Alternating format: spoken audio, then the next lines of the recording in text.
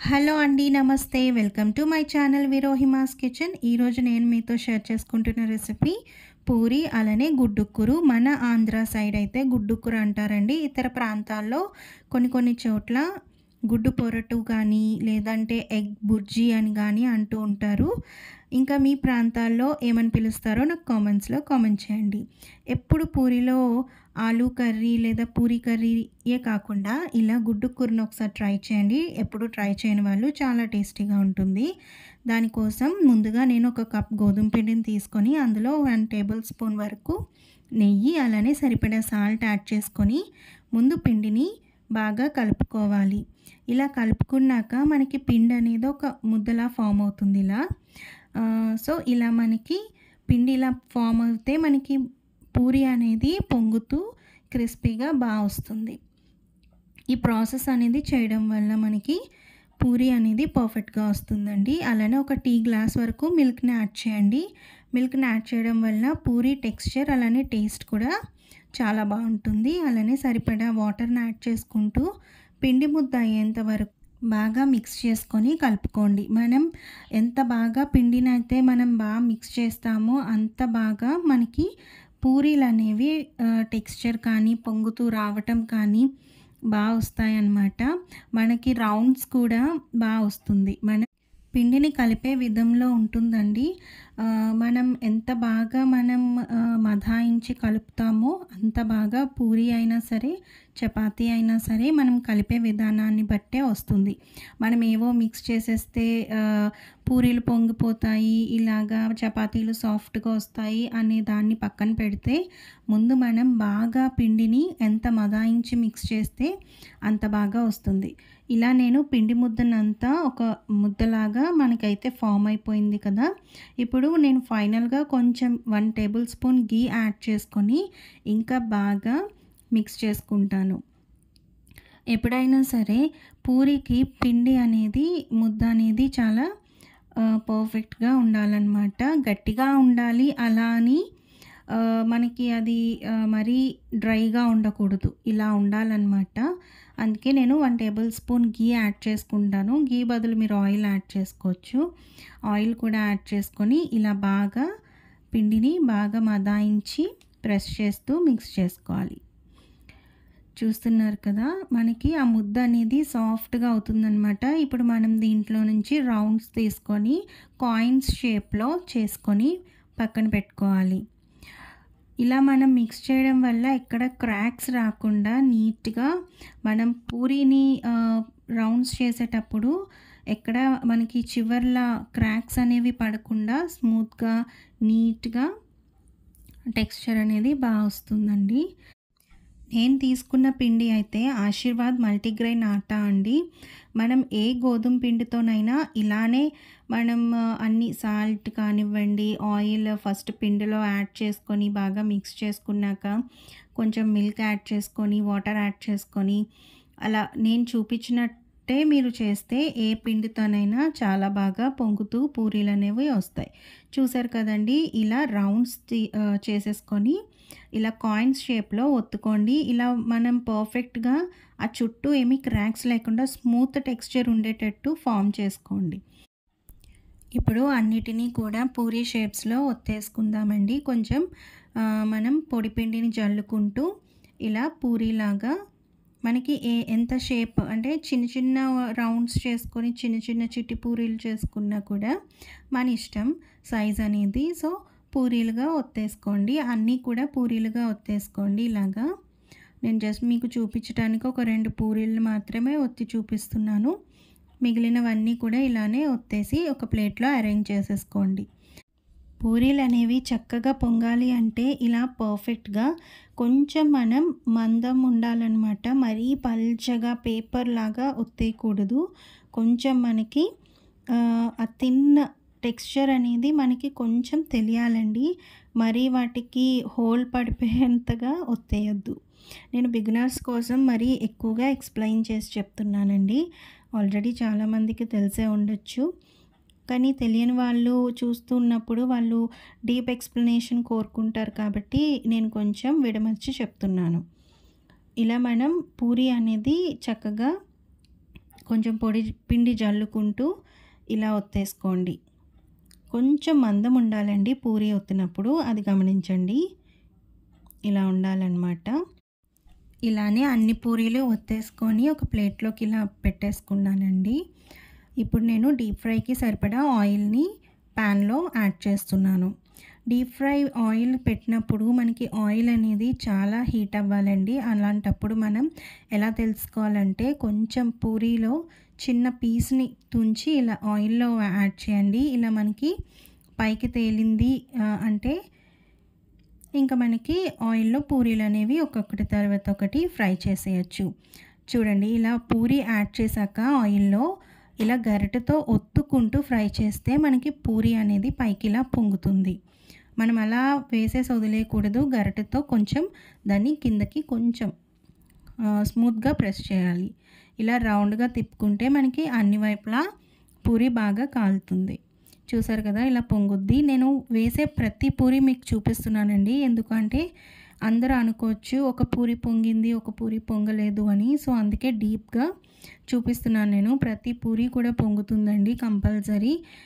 నేను చూపించిన విధంగా మీరు పిండిని కలిపేటట్టయితే ప్రతి పూరి కూడా ఇలానే చక్కగా పొంగి మంచి సాఫ్ట్గా మనకైతే పూరి అనేది రెడీ అయిపోతుంది.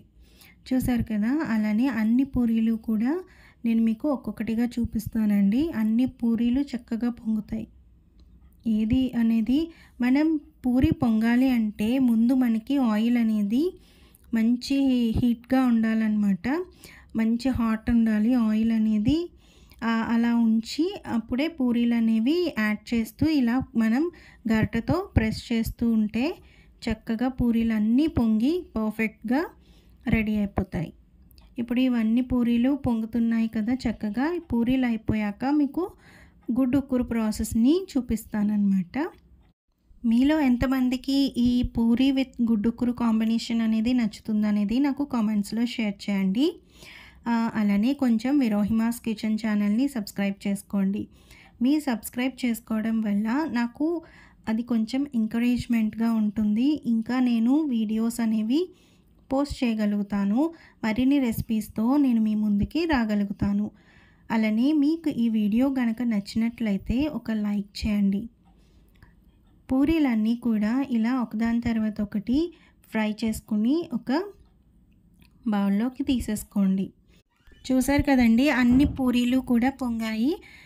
అలానే ఇవన్నీ కూడా చక్కగా సాఫ్ట్గా ఉంటాయన్నమాట.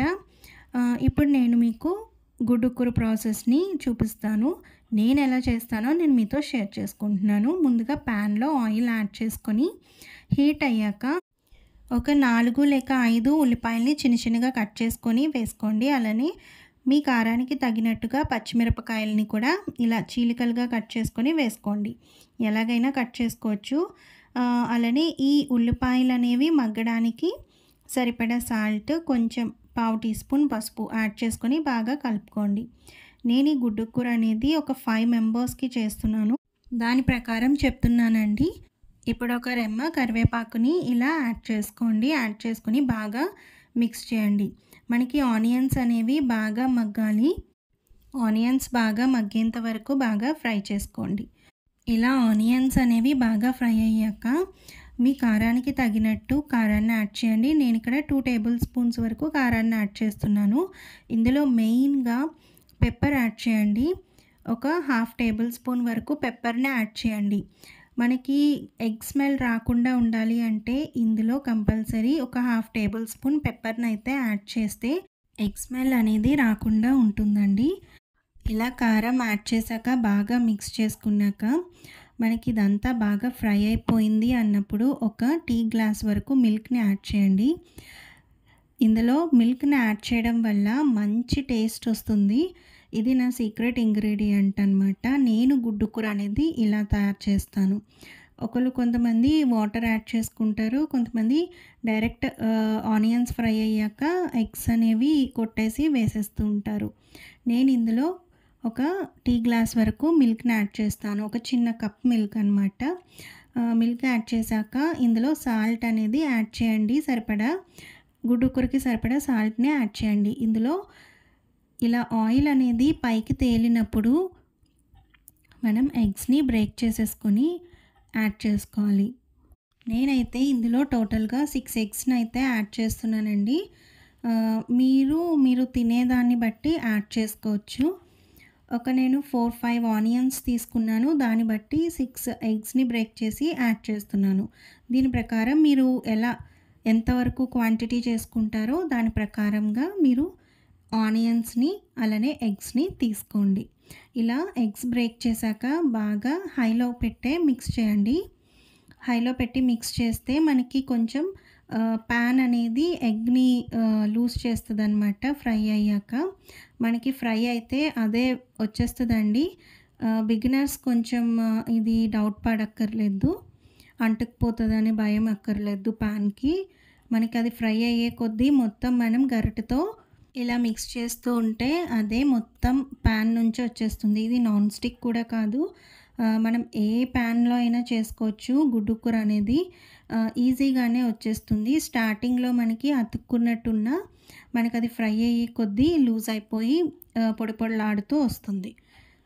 సో గుడ్డు కూర అనేది ఇలా రెడీ అయిపోయిందండి. మొత్తం నేను ఈవెన్గా స్ప్రెడ్ అయ్యేటట్టు మొత్తం కలిపేసుకున్నాక ఇలా డ్రైగా అయిపోతే ఆయిల్ అనేది పైకి తేలింది అంటే గుడ్డు కూర అనేది రెడీ అయిపోయినట్టే. ఇలా పొడి పొడిలాడుతూ మొత్తం డ్రై అయిపోతే మనకి రెడీ అయిపోయినట్టే. చూసారు కదండి, నేను ఫాలో అయ్యే టిప్స్ అండ్ ట్రిక్స్తో ఈరోజు గుడ్డు కూర అలానే ప్రతి పూరి పొంగేలా పిండిని ఎలా మిక్స్ చేయాలి అనేది చూపించాను. ఇది నా వే ఆఫ్ మేకింగ్ అండి. ఒక్కొక్కరు ఒక్కొక్కలా చేస్తూ ఉంటారు. నేను ఎలా చేస్తాను అనేదే నేను మీతో షేర్ చేసుకుంటున్నాను.